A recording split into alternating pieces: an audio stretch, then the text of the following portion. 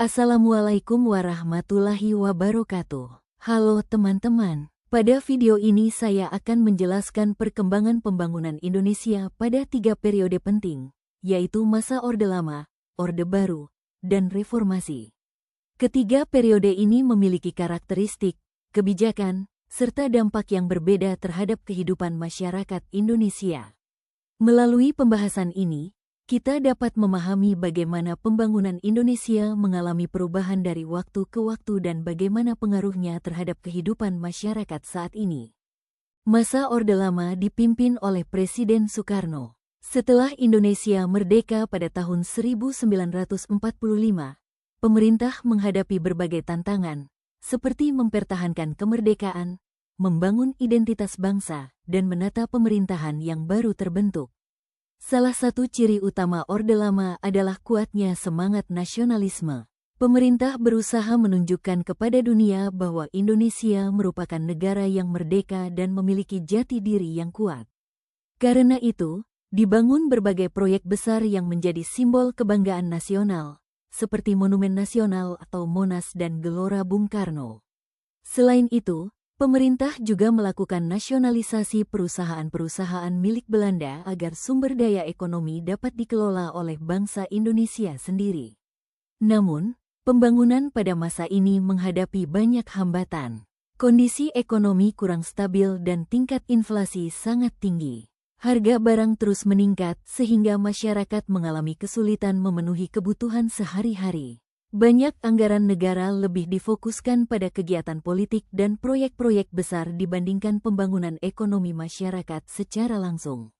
Meskipun demikian, Orde Lama berhasil menumbuhkan rasa nasionalisme dan memperkuat posisi Indonesia di dunia internasional. Akan tetapi, berbagai masalah ekonomi dan politik akhirnya menyebabkan berakhirnya masa pemerintahan Orde Lama. Setelah berakhirnya Orde Lama, Indonesia memasuki masa Orde Baru yang dipimpin oleh Presiden Soeharto. Berbeda dengan periode sebelumnya, Orde Baru lebih menekankan pembangunan ekonomi dan stabilitas politik. Pemerintah melaksanakan berbagai program pembangunan yang dikenal dengan nama Repelita atau Rencana Pembangunan 5 tahun. Melalui program ini, pemerintah membangun jalan raya, bendungan, sekolah, rumah sakit, dan berbagai sarana publik lainnya. Di bidang pertanian, pemerintah memberikan bantuan pupuk, bibit unggul, dan pembangunan irigasi sehingga produksi pangan meningkat. Salah satu keberhasilan yang sering disebut adalah tercapainya swasembada beras pada tahun 1984. Hal ini menunjukkan bahwa Indonesia mampu memenuhi kebutuhan beras dari produksi dalam negeri. Pertumbuhan ekonomi pada masa Orde Baru relatif tinggi dibandingkan periode sebelumnya. Banyak industri berkembang dan kesempatan kerja meningkat. Masyarakat mulai merasakan pembangunan melalui fasilitas pendidikan, transportasi, dan layanan kesehatan yang semakin baik. Namun, di balik keberhasilan tersebut terdapat beberapa kelemahan. Kekuasaan pemerintah sangat terpusat sehingga kebebasan berpendapat menjadi terbatas. Selain itu, praktik korupsi, kolusi, dan nepotisme atau KKN berkembang dalam pemerintahan. Ketika krisis ekonomi Asia terjadi pada tahun 1997, kondisi ekonomi Indonesia mengalami guncangan besar. Nilai rupiah melemah, harga barang naik, dan tingkat pengangguran meningkat. Kondisi ini memicu berbagai demonstrasi mahasiswa yang kemudian melahirkan era reformasi pada tahun 1998. Era reformasi dimulai setelah Presiden Soeharto mengundurkan diri pada tahun 1998. Fokus utama pembangunan pada masa reformasi adalah demokratisasi, transparansi pemerintahan, dan peningkatan partisipasi masyarakat.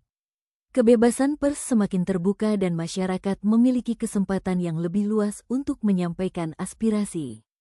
Pemerintah juga menerapkan otonomi daerah sehingga daerah memiliki kewenangan yang lebih besar dalam mengelola pembangunan sesuai kebutuhan masing-masing. Selain itu, perkembangan teknologi informasi membawa perubahan besar dalam kehidupan masyarakat. Internet dan media sosial memungkinkan masyarakat memperoleh informasi dengan cepat serta berpartisipasi dalam berbagai kegiatan sosial dan politik. Di sisi lain, reformasi masih menghadapi tantangan seperti korupsi, penyebaran hoaks, serta ketimpangan pembangunan antar wilayah.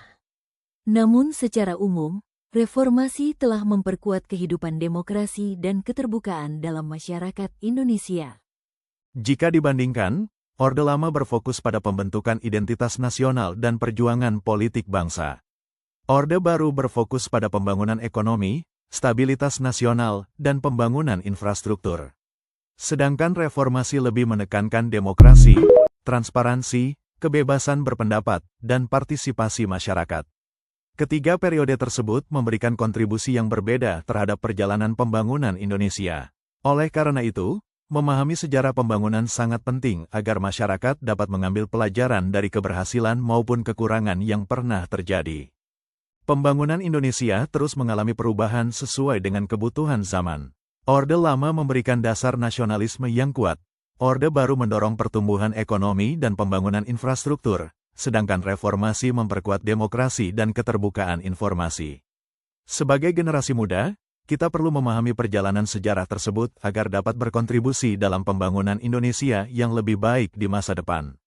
Terima kasih. Wassalamualaikum warahmatullahi wabarakatuh.